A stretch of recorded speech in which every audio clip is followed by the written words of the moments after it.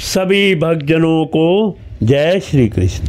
यमराज जी कहते हैं कि इसलिए शरीर और आत्मा का तत्व जानने वाले पुरुष ना तो अनित्य शरीर के लिए शोक करते हैं और ना नित्य आत्मा के लिए ही, परंतु ज्ञान की दृढ़ता ना होने के कारण जो लोग शोक करते रहते हैं उनका स्वभाव बदलना बहुत कठिन है। किसी जंगल में एक बहेलिया रहता था। वह बहेलिया क्या था, विधाता ने मानो उसे पक्षियों के काल रूप में ही रच रखा था। जहाँ कहीं भी वह जाल फैला देता और ललचा कर चिड़ियों को फंसा लेता। एक दिन उसने कुलिंग पक्षी के एक जोड़े को चारा चुगते देखा। उनमें से उस बहेलिये ने मादा पक्षी को तो शीघ्र ही फंसा लिया।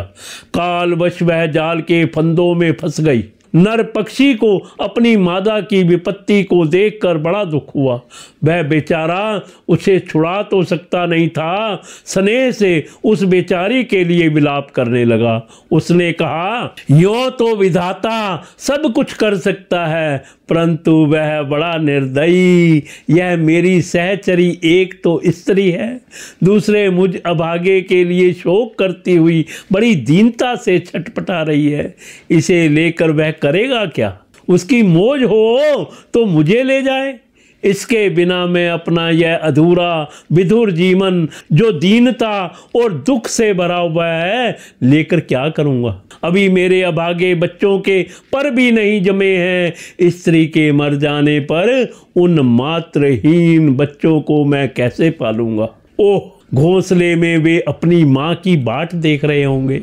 इस तरह वह पक्षी बहुत सा विलाप करने लगा। अपनी सहचरी के वियोग से वह आतुर हो रहा था।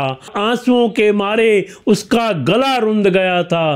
तब तक काल की प्रेरणा से पास ही छिपे हुए उसी बहेलिये ने ऐसा बाण मारा कि वह भी वहीं पर लौट गया। मूर्ख रानियों, तुम्हारी भी यही दशा होने वाली है। तुम्हें अपनी मृत्यु तो दिखती नहीं और इसके लिए रो पीट रही हो। यदि तुम लोग 100 बरस तक इसी तरह शोकवश छाती पीटती रही तो भी अब तुम इसे नहीं पा सकोगी।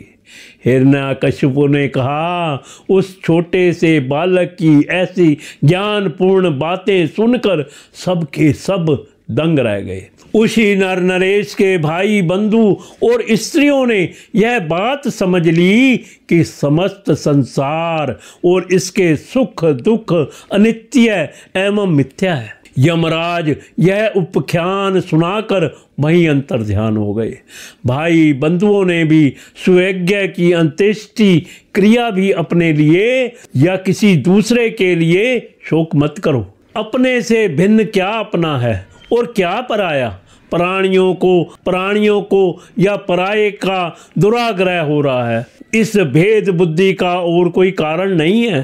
नारद जी ने कहा, युधिष्ठिर, अपनी पुत्र वधू के साथ दिति ने हिरण्यकशिपु की यह बात सुनकर उसी क्षण पुत्र शोक का त्याग कर दिया और अपना चित्त परम तत्व स्वरूप परमात्मा में लगा दिया।